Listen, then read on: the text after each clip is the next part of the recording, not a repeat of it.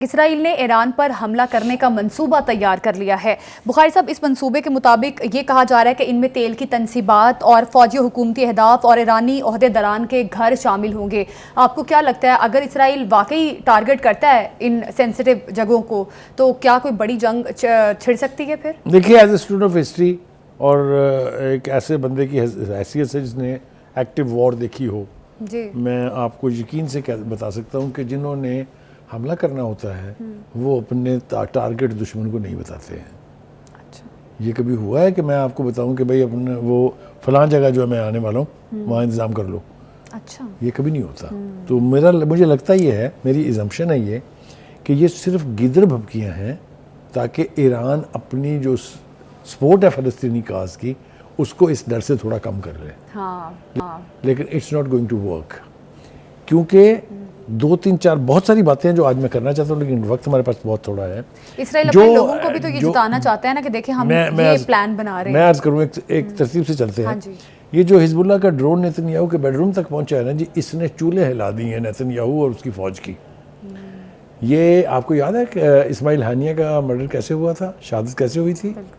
جو جس مہمان خانے میں وہ ٹھہرے ہوئے تھے ایران میں، اس کی کھڑکی سے فائر ہوا تھا۔ یہ میں داد دیتا ہوں ان لوگوں کی اور ان کی وزڈم کی، ان کی ٹیکنالوجی کی، جنہوں نے اس کے بیڈ روم کی کھڑکی کو ہی ہٹ کیا ہے۔ دیٹ مینس کہ اسرائیلی فوج کے اندر اس وقت کتنا رولا پڑا ہوا ہوگا کہ یہ کیا ہو گیا اور اس کے بعد کیا ہو سکتا ہے۔ ابھی ایران نہیں آیا ڈائریکٹلی وار میں، ٹھیک ہے، ایک تو یہ بات ہے۔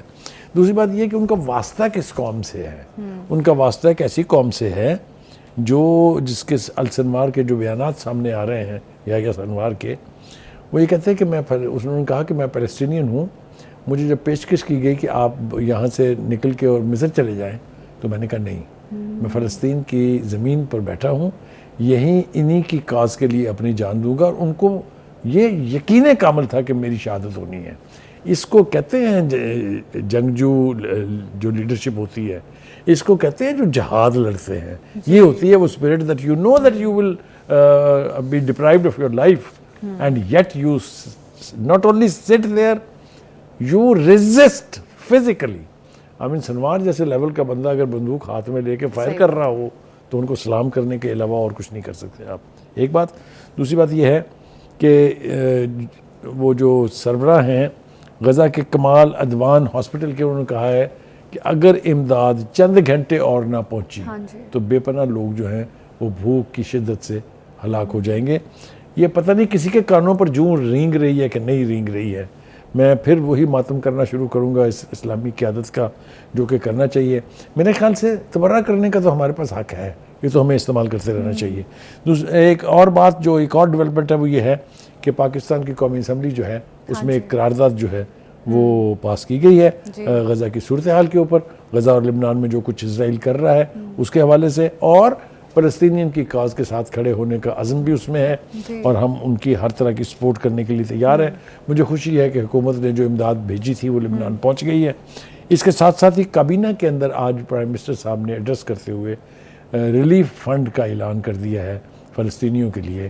یہ بہت بڑا، یہ پریکٹیکل، میں بلکہ بڑی زیادتی ہوگی اگر ہم یہ نہ کہیں کہ یہ پہلا ایک پریکٹیکل قدم ہے اس سمت میں جس کا ہم رو رہے ہیں اتنے عرصے سے کہ خدا کے لیے کم آؤٹ آف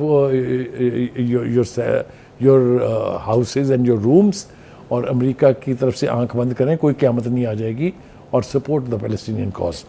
یہ جو اس وقت کی پوری صورتحال ہمارے سامنے موجود ہے، اس کے حوالے سے میں یہ بات یقین کے ساتھ کہہ سکتا ہوں کہ اسرائیل حملہ نہیں کرے گا، کیونکہ اس کو ایران کی ریٹیلیشن کا پوری طرح سے اندازہ ہو گیا ہے، جو ثابت کیا جب انہوں نے اٹیک کیا تھا کہ نہ ہی ان کا آئرن ڈوم، نہ ہی ان کا یہ جو نیا سسٹم لگا کے دیا ہے یہ تھارڈ، اس نے امریکنز نے کچھ نہیں روکے گا۔ اس تھارڈ کے ہوتے ہوئے گیا نا جی ڈرون نیتن یاہو کے گھر کی کھڑکی تک۔ تو میں سمجھتا ہوں کہ اگر اسرائیل مزید کوئی پنگا کرے گا in term of teasing Iran اور in term of taking such measures جو ایک سرٹن حد کراس کرنے کے حوالے سے ریئیکٹ کرنا پڑے اس کے اوپر فلسطینی لوگوں کو، لبنان کے لوگوں کو، تو جس کو کہتے ہیں ات خدا دا ویر، میرا خیال یہ ہے کہ میں وثوق سے یہ کہہ سکتا ہوں کہ اس سوچ کو اس کاز کو اچھا بخاری ختم نہیں کیا صاحب، جا بخاری سکتا. صاحب یہ ابھی نیتن یاہو کی بھڑکے تو ہیں ہی، یہ جو ابھی کہہ رہا ہے کہ ایران پر ہم اس طرح سے حملہ کریں گے، ان تنصیبات کو نشانہ بنائیں گے. یہ بھی جو بائیڈن سے جو سوال کیا گیا کہ کیا امریکہ کو آئیڈیا ہے کہ کب اور کن کن پوائنٹس کو نشانہ بنایا جا سکتا ہے ایران میں، تو جو بائیڈن نے آمادگی کا اظہار کیا جس پہ ایران نے کافی زیادہ رد عمل بھی سخت قسم کا دیا ہے. بہت اسٹرانگ ریئیکشن ہے ایران کی طرف سے. جی انہوں نے کہا ہے کہ اگر اس طرح کی گفتگو آپ کریں گے تو اس کے جواب میں جو تباہی آپ کی ہوگی اس کے ذمہ دار بھی آپ خود ہی ہوں گے. یہ بات کرنے کے لیے بڑے گٹس چاہیے. امریکہ کو دھمکی کا جواب دھمکی سے دینا، یہ میرے خیال سے یہ کسی قوم کے ایک بڑی قوم ہونے کی نشانی ہے. یہ سب بڑھ کے ہم نے پہلے بھی سنی ہے. میرا خیال یہ ہے کہ اس وقت وہاں صورتحال ٹھیک نہیں ہے. بالکل. لبنان میں اور غزہ میں تو خیر آلموسٹ قبرستان بنا دیا انہوں نے، لیکن لبنان کے اندر بھی صورتحال بہت خوفناک اور گمبھیر ہے. میرا خیال سے جب تک مسلم امہ اٹھ کے اپنے فلسطینی بھائیوں کے ساتھ کھڑی نہیں ہوگی، ان کی فزیکل امداد نہیں کریں گے، اسرائیل کی یہ کارروائیاں اسی طرح سے جاری رہیں گی.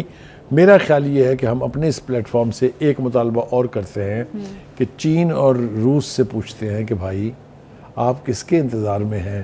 ابھی کل ہی روس نے معاہدہ کیا ہے شمالی کوریا کے ساتھ کہ اگر آپ پر حملہ ہوگا کسی بھی طرف سے، ویسٹ کی طرف سے، تو یہ ہم پر حملہ ہوگا اور ہم اس کو ڈیفینڈ کرنے کے لیے آئیں گے. کیا اس قسم کی ٹریٹی ایران کے ساتھ اور لبنان کے ساتھ نہیں ہو سکتی؟ بخاری صاحب، اب جس طرح سے اسرائیلی میڈیا دعویٰ کر رہا ہے کہ منصوبہ تیار کر لیا گیا، ایران پر جلد حملہ کر دیا جائے گا، اب آپ کو کیا لگتا ہے کہ اگر واقعی ایران پر حملہ کر دیتا ہے اسرائیل تو ایران کے پاس کیا آپشن بچتے ہیں؟ کیا ایران بھی ڈائریکٹ حملہ کرے گا یا پھر اسی طرح سے اپنے ملیٹنٹ ونگز کا استعمال کرے گا؟ دیکھیے، پہلی بات تو یہ ہے کہ ایران کا رویہ یہ ہے کہ کم گیٹ اس، آ جاؤ بھی جو کرنا کر لے.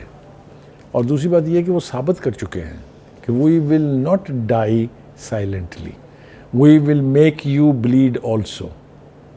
اور یہ میں آپ کو بتاؤں، میں چونکہ جانتا ہوں کیا صلاحیتیں ہیں، کیا فورسز ہیں جو ان ایکشن ہوتی ہیں اس طرح کی صورتحال میں، ٹیکنالوجی کہاں پہنچی ہوئی ہے، میزائل سسٹم کتنا ڈیولپڈ ہے، ڈرون سسٹم کتنا ڈیولپڈ ہے.